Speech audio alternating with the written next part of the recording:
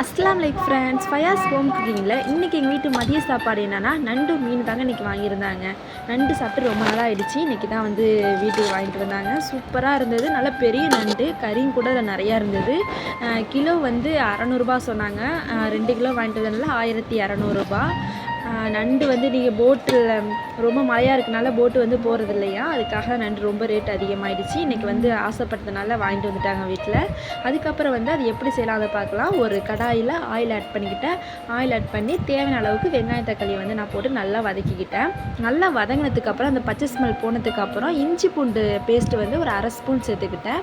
அதுக்கப்புறம் வந்து மிளகாய்த்தூள் 1/2 ஸ்பூன், மஞ்சள் தூள் 1/2 ஸ்பூன் சேர்த்துக்கிட்டேன். அதுக்கப்புறம் வந்து இன்றைக்கி நான் புதுசாக ஏதாவது ட்ரை பண்ணலாமே அப்படின்னு சொல்லிட்டு 65 தூள் இருக்கு இல்லையா, அதுதான் இன்றைக்கி நான் சேர்த்துக்கிட்டேன்.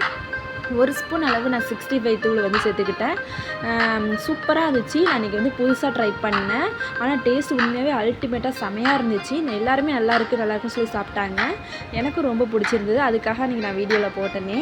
நீங்களும் இந்த மாதிரி சமைச்சு பாருங்கள். இப்போ வந்து நல்லா வந்து நண்டு வந்து தண்ணி விடும்.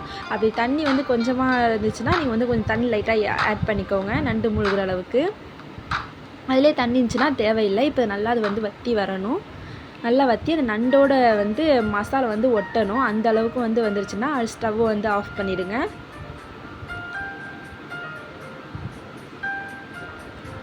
அவ்வளோதான், எங்களுக்கு வந்து இப்போ நண்டு ரெடி ஆகிடுச்சு. பாருங்கள், பார்க்கவே சூப்பராக இருக்குது. அதுமாதிரி சாப்பிட்டு பார்த்தோம், செம்மையாக இருந்துச்சு. இந்த மாதிரி நீங்களும் சமைச்சு பாருங்கள். உங்களுக்கும் இந்த வீடியோ பிடிச்சிருந்தா லைக் பண்ணுங்கள், ஷேர் பண்ணுங்கள், கமெண்ட் பண்ணுங்கள், சப்ஸ்கிரைப் பண்ணுங்கள் முக்கியமாக. அவ்வளோதாங்க. அஸ்ஸலாமு அலைக்கும்.